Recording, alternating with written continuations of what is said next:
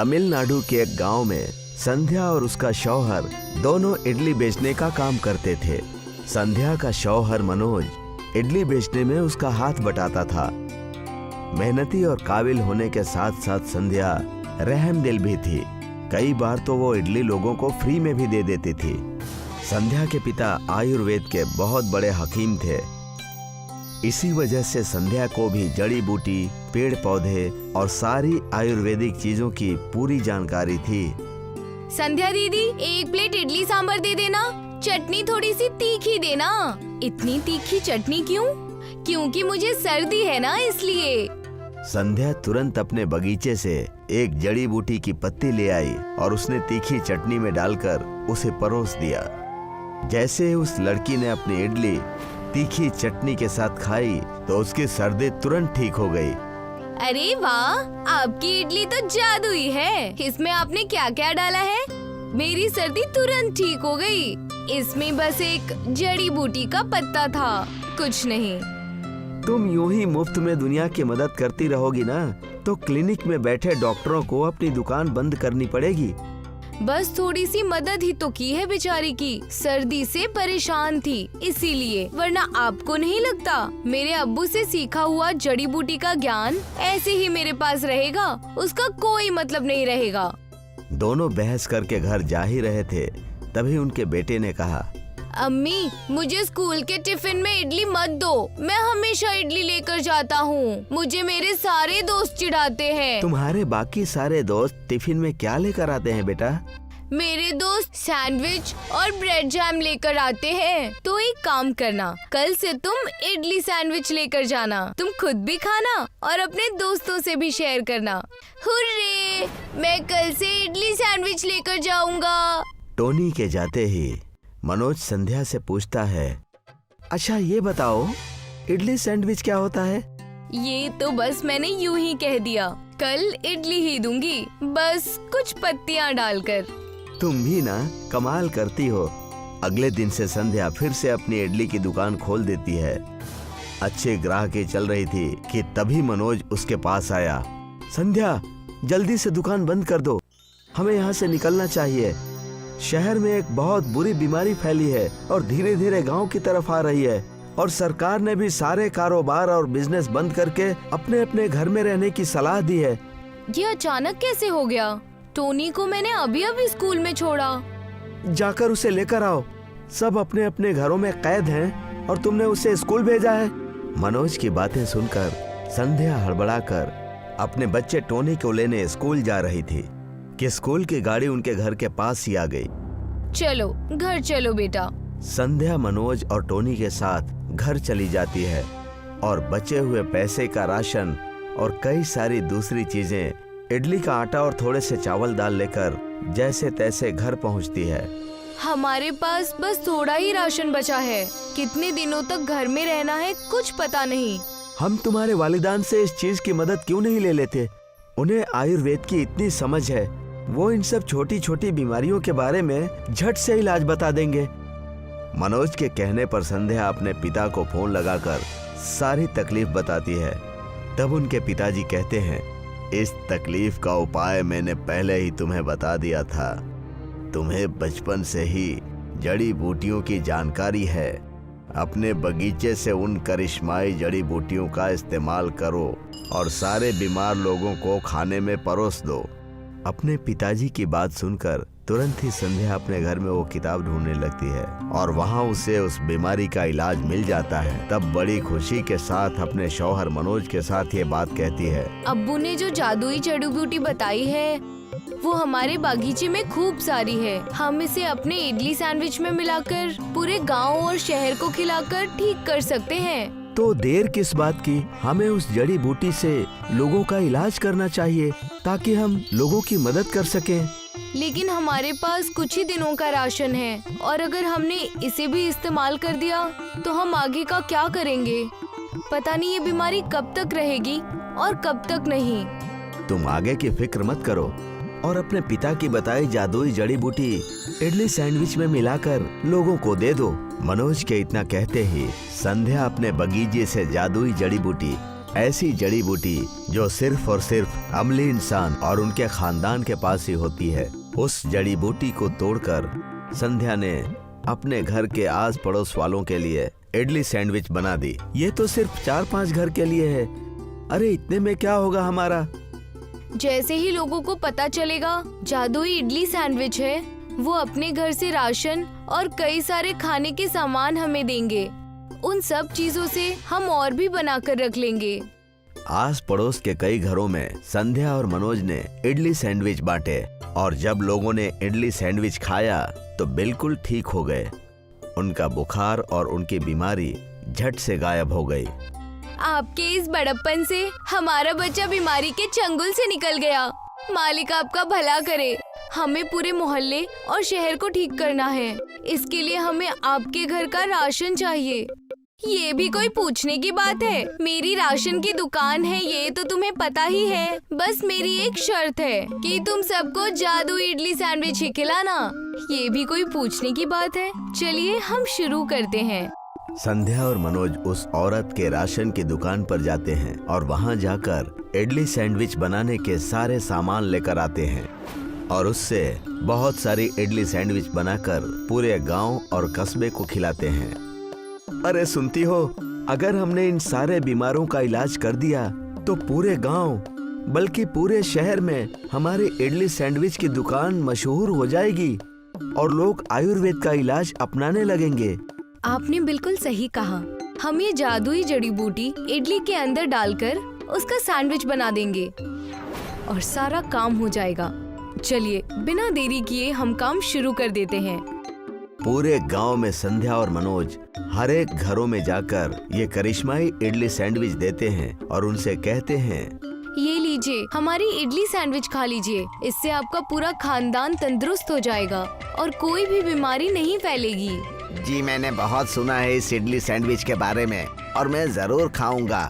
संध्या उस आदमी को जैसे ही इडली सैंडविच देती है, वो आदमी अपने परिवार को खिला देता है और देखते ही देखते कुछ ही पल में उनकी बीमारी गायब हो जाती है। भगवान आपका भला करे। आप इतना नेक काम कर रहे हैं। हर एक परिवार से आपको दुआ मिलेगी। मैं तहे दिल से आपका शुक्रिया अदा करना चाहूँगा। संध्या और मनोज खुश होकर वहाँ से चले जाते हैं। सारा गांव उनके जादुई इडली सैंडविच के गुणगान करने लगता है। तुम अपने पिता को फोन करके शुक्रिया कह दो, उन्होंने हमें इस बीमारी से बचा लिया। मनोज की बात सुनकर संध्या अपने पिता को फोन पर धन्यवाद कहती है और पूरा परिवार खुशी खुशी अपनी इडली सैंडविच बेचने लगता है और अपनी जिंदगी बिताने लगता है। नागपुर कस्बे में पिंकी नाम की लड़की अपनी अम्मी के साथ रहती थी। वो कस्बे में एक मदरसे के बाहर बर्गर कचौड़ी बेचा करती थी। गर्मा गर्म कचौड़ी बर्गर ले लो, जो एक बार खाएगा वो खाता ही रह जाएगा।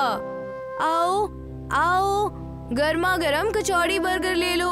मदरसे की छुट्टी के बाद सारे बच्चे उसके ठेले के पास आकर गरम गरम कचौड़ी बर्गर खा रहे थे। पिंकी, जरा मुझे एक प्लेट कचौड़ी बर्गर दे दो। ऐसे ही सारे बच्चे कचौड़ी बर्गर बड़े ही मजे से खाते थे। इतना ही नहीं, उस कस्बे के लोग भी वो कचौड़ी बर्गर खाने आया करते थे। पिंकी बेटा, ले जाने के लिए कचौड़ी बर्गर पैक कर दो। पिंकी बेटा, मुझे 2 प्लेट कचौड़ी बर्गर देना। तुम्हारे हाथों के कचौड़ी बर्गर देखकर मेरे मुंह में तो पानी आ जाता है। शुक्रिया काका। मदरसे के बाहर रेखा और उसकी बहन शिखा भी कचौड़ी बर्गर बेचा करती थी। उनकी बिक्री बहुत कम होती थी। ये सब देखकर रेखा और शिखा बेहद जला करती थी। जरा इसके ठेले पर तो देखो कैसी भीड़ लगी है। सारे के सारे लोग उसी के ठेले पर जाते हैं। हाँ दीदी, सुबह से आज हमारी दुकान में कोई कचौड़ी खरीदने नहीं आया। अपनी दुकान चलाने के लिए कुछ न कुछ तो करना ही पड़ेगा। पिंकी कचौड़ी बर्गर बेचकर घर वापस आती थी और अपनी बीमार अम्मी का ख्याल रखती थी। जानती है अम्मी, आज मेरे हाथ की कचौड़ी बर्गर खाकर लोगों ने बेहद तारीफ की और मेरे सारे कचौड़ी बर्गर बिक गए। ये तो बेहद अच्छी बात है। मैं मालिक से दुआ करूंगी कि तुम्हारी दुकान ऐसे ही चलती रहे। कुछ ही दिनों बाद उसकी अम्मी की तबीयत बिगड़ जाती है और पिंकी उन्हें सरकारी दवाखाना में ले जाकर उनका इलाज करवाती है, जिसकी वजह से वो कचौड़ी बर्गर की दुकान नहीं लगा पाती। उधर रेखा इस बात का फायदा उठाकर लोगों को अपने दुकान की तरफ बुलाती है। आओ आओ, मेरे कचौड़ी बर्गर एक बार खाओगे तो बार बार खाओगे। रेखा दीदी, कचौड़ी बर्गर दे दो मुझे 1 प्लेट। अभी देती हूँ, जरा रुक जा। उसके हाथ के कचौड़ी बर्गर खाकर बच्चे बोलते हैं, ये कैसी कचौड़ी बर्गर बनाई है? ऐसी कचौड़ी बर्गर खा के तो हमारा पेट ही खराब हो जाएगा। तुम पिंकी दीदी के जैसे कचौड़ी बर्गर नहीं बना सकती। रेखा के हाथ के कचौड़ी बर्गर किसी को पसंद नहीं आए। उधर पिंकी की अम्मी ठीक होकर घर वापस आ जाती हैं और पिंकी दूसरे ही दिन कचौड़ी बर्गर बेचने वहाँ वापस जाती है। गर्मा गर्म कचौड़ी बर्गर ले लो। बच्चे पिंकी को देखकर दौड़े चले आते हैं। दीदी, तुम्हारे हाथ की कचौड़ी बर्गर खाए बिना हमको अच्छा नहीं लग रहा था। चलो चलो अब जल्दी से कचौड़ी बर्गर दे दो। देखते ही देखते वहाँ के सारे कस्बे वाले और सारे बच्चे वहाँ कचौड़ी बर्गर खाने आ जाते हैं, जिसे देखकर रेखा कहती है, जरा देखो तो सही, मेरे हाथ के कचौड़ी बर्गर किसी ने नहीं खाए। और ये पिंकी के आते ही उसके ठेले पर ऐसी भीड़ लग गई, इसे तो मजा चखाना ही होगा। रेखा पिंकी को मजा चखाने के लिए एक प्लान बनाती है और वो मौका देखते ही पिंकी के कचौड़ी बर्गर में दवा मिला देती है, जिससे लोगों के पेट में दर्द होने लगता है। अरे ये क्या? पिंकी की कचौड़ी बर्गर खाकर तो मेरे पेट में दर्द हो रहा है। अरे हाँ, आपने सही कहा, मेरे भी पेट में दर्द होना शुरू हो गया है। अब तो इसको यहाँ से भागना ही होगा। हाँ, भगाना ही होगा। इसकी कचौड़ी बर्गर खाकर बच्चों की तबीयत खराब हो गई तो। पिंकी को कस्बे के लोग वहाँ से भगा देते हैं और पिंकी रोते रोते अपने ठेले को लेकर वहाँ से चली जाती है। ये सब देखकर रेखा बेहद खुश हो जाती है। अब आया ना ऊंट पहाड़ के नीचे, बड़ी आई थी कचौड़ी बर्गर बेचने वाली। पिंकी एक दरख्त के नीचे बैठकर रोने लगती है। अब मैं अपनी अम्मी का इलाज कैसे कराऊंगी? मेरा कचौड़ी बर्गर तो कोई लेगा ही नहीं। ऐसा इस कचौड़ी बर्गर में मैंने क्या डाल दिया? एक बाबा पिंकी के ठेले को देखकर पिंकी के करीब आते हैं। बेटा, मुझे कचौड़ी बर्गर दे दो, मुझे बहुत भूख लगी है। नहीं काका, ये कचौड़ी बर्गर मैं आपको नहीं दे सकती। इस कचौड़ी बर्गर में किसी ने कुछ मिला दिया है। क्या करूं बेटा, मुझे बहुत जोरों की भूख लगी है। मैंने ये ठेला देखा तो तुम्हारे करीब आ गया। नहीं काका, ये कचौड़ी बर्गर आप मत खाइए। मेरे पास 50 रुपए है, ये लीजिए, आप कहीं और जाकर कुछ और खा लीजिए। उस बाबा को पिंकी का रवैया बेहद अच्छा लगता है और वो बाबा उस कचौड़ी बर्गर को देखकर अपना हाथ उठाता है, जिसमें से कोई रोशनी निकलती है और वो जादू करके वहाँ से चला जाता है। ये बात पिंकी को पता ही नहीं चलती और वो घर जाकर अपनी अम्मी से कहती है, अम्मी, आज मैं कचौड़ी बर्गर नहीं बेच पाई। मेरी कचौड़ी बर्गर में कुछ मिलावट हो गई है, जिसकी वजह से लोगों के पेट खराब होते जा रहे हैं, इसलिए मुझे वहाँ से भगा दिया गया। क्या कचौड़ी बर्गर में मिलावट? तुम मुझे जरा खिला तो मैं भी तो देखूं इस कचौड़ी बर्गर में क्या मिलावट है। पिंकी वो कचौड़ी बर्गर अपनी अम्मी को लाकर देती है। जैसे ही वो कचौड़ी बर्गर उसकी अम्मी खाती है, उनकी तबीयत ठीक होने लगती है। देखो, मुझे तो कुछ भी नहीं हुआ, ना मुझे पेट में दर्द हुआ, ना ही मेरी तबीयत बिगड़ी। क्या अम्मी, तुम सच कह रही हो? ये सब देखकर पिंकी दूसरे ही दिन अपनी कचौड़ी बर्गर बेचने वहाँ वापस जाती है। पिंकी, जरा कचौड़ी बर्गर दे दो। ठीक है, अभी देती हूँ। वो आदमी जैसे ही कचौड़ी बर्गर खाता है, उसके पेट दर्द की बीमारी ठीक हो जाती है और वो आदमी पिंकी से कहता है, अरे ये क्या पिंकी बेटा, तुम्हारे कचौड़ी बर्गर खाकर तो मेरे पेट का दर्द ठीक हो गया। ये बात कस्बे में फैल जाती है कि पिंकी के पास जादुई कचौड़ी है, जिसे खाकर सभी की बीमारी दूर हो जाती है। और ये सुनकर सारे लोग पिंकी के पास आकर कचौड़ी मांगते हैं। पिंकी पिंकी, मुझे भी कचौड़ी बर्गर खिला दो। तुम्हारा कचौड़ी बर्गर खाकर मेरा कमर दर्द ठीक हो जाएगा। ये सब देखकर रेखा सोचती है, मैं भी जरा ये कचौड़ी बर्गर खा के देखूं तो मेरी भी कुछ बीमारी ठीक हो जाए। जरा मुझे भी कचौड़ी बर्गर खिला दो। रेखा कचौड़ी बर्गर जैसे ही खाती है, उसके पेट में जोरों से दर्द होने लगता है। वो समझ जाती है कि उसने गलत किया, इसलिए उसके साथ उल्टा हो गया। सारे लोग कचौड़ी बर्गर खाकर बीमारी से छुटकारा पा लेते हैं। ये बात पिंकी को समझ में नहीं आती।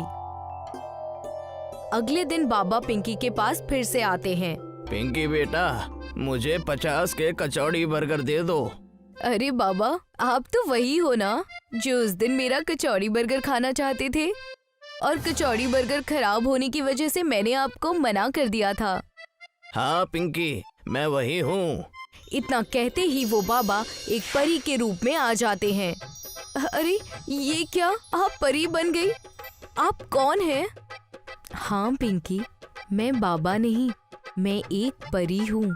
तुम्हारी शराफत देखकर मैं बेहद खुश हुई, इसलिए मैंने तुम्हारे कचौड़ी बर्गर को एक जादुई कचौड़ी बर्गर के रूप में बदल दिया था, जिससे जो भी शरीफ इंसान वो कचौड़ी बर्गर खाएगा उसकी सारी बीमारी दूर हो जाएगी।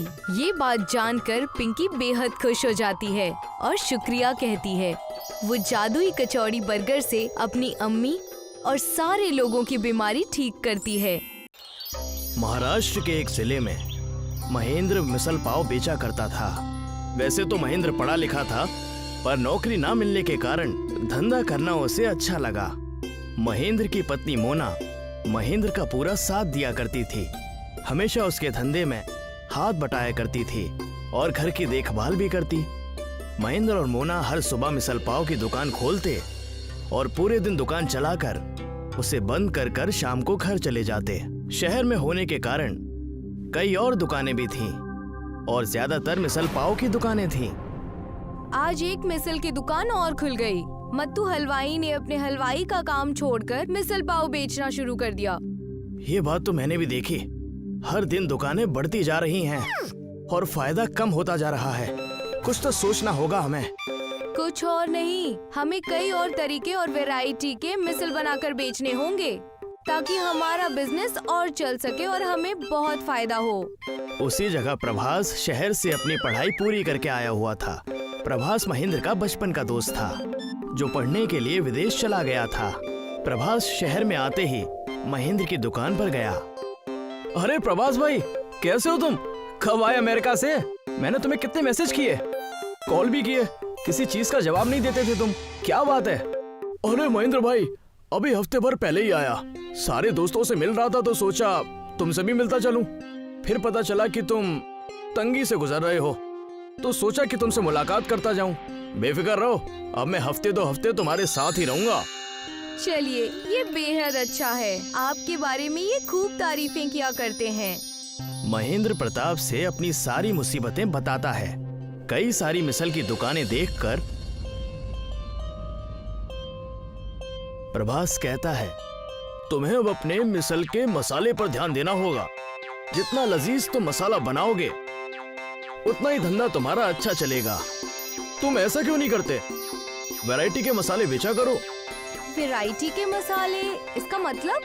तरह तरह के मिसल, जैसे मटका मसाला मिसल, खारी मसाला मिसल और कई तरह के। मटका मसाला मिसल तो हमारे पास ही बिकती है, ग्राहकों की भीड़ लगी रहती है उनके पास। तो तुम खाई मसाला खोल दो, इससे तुम्हारा काम और आसान हो जाएगा। इसमें तुम्हें सुबह चाय वाली खारी लानी है, अच्छा सा फ्राई करना है, उसके ऊपर सारे मिसल के मसाले डालने हैं और खारी मिसल पाव तैयार। महेंद्र प्रभास की बातें समझ चुका था, बस उसे पैसों की दिक्कत थी। नया खर्चा करने के लिए उसका जी सहम सा गया था और ये बात प्रभास पहले से जानता था। हम जरूर ऐसा ही करेंगे, लेकिन कुछ दिनों बाद, क्योंकि इतने पैसे लगाना फिलहाल हमारे बस की बात नहीं है। मैं ये चीज पहले से जानता था कि तुम्हारे पास पैसे नहीं है। तुझे याद है एक लड़की हमारे साथ पढ़ा करती थी, रिधिमा? रिधिमा, हाँ याद है, जिसके पापा की डेयरी की दुकान थी, वही ना जहाँ से हम लस्सी पिया करते थे? हाँ वही। इसी शहर से थोड़ी दूर पर उसने अपनी खारी और बिस्किट्स की दुकान खोली है। जैसे ही सारे वर्कर्स काम करते हैं, हम वहाँ जाकर खारी का सामान ला सकते हैं। प्रभास और महेंद्र दोनों ही रिधिमा की दुकान के पास जाते हैं। रिधिमा से मिलते ही महेंद्र और प्रभास अपनी बातें उसे बताते हैं। वो महेंद्र की मदद करने के लिए तुरंत ही तैयार हो जाती है। मैं मान तो जाऊंगी, लेकिन एक शर्त पर। जहाँ तुम्हारी दुकान है वहाँ मत खोलो। इस जगह पर बहुत सारे फैक्ट्रीज और बहुत सारे मील्स हैं। अपना बिजनेस यहाँ करो, देखना फायदा ही फायदा होगा। मैं कोशिश करूंगा, लेकिन यहाँ आकर नई शुरुआत करनी होगी। जिंदगी का बड़ा फैसला होगा। मैं मोना से बात करूंगा और पूरी कोशिश करूंगा। रिद्धिमा और प्रभास की बात सुनकर महेंद्र अपनी पत्नी से जाकर सारी बातें करता है। तब तक महेंद्र का दोस्त प्रभास फिर से अमेरिका लौट चुका होता है। अगर हमें वहाँ जाकर धंधा करना है तो पैसों की जरूरत होगी, नई जगह लेकर रहना होगा। आप बेफिक्र रहिए जी, मैं अपना मंगलसूत्र गिरवी रख दूंगी और हम वहाँ जाकर खारी मसाला फ्राई बेचेंगे और उसके बाद जब हमें फायदा होगा तो उन्हीं पैसों से आप मेरा मंगलसूत्र छुड़वा देना। मोना जाकर अपना मंगलसूत्र सोनार के पास गिरवी रख देती है और उन्हीं पैसों से महेंद्र और मोना फैक्ट्री के पास अपनी नई खारी मसाला फ्राई की दुकान खोल लेते हैं।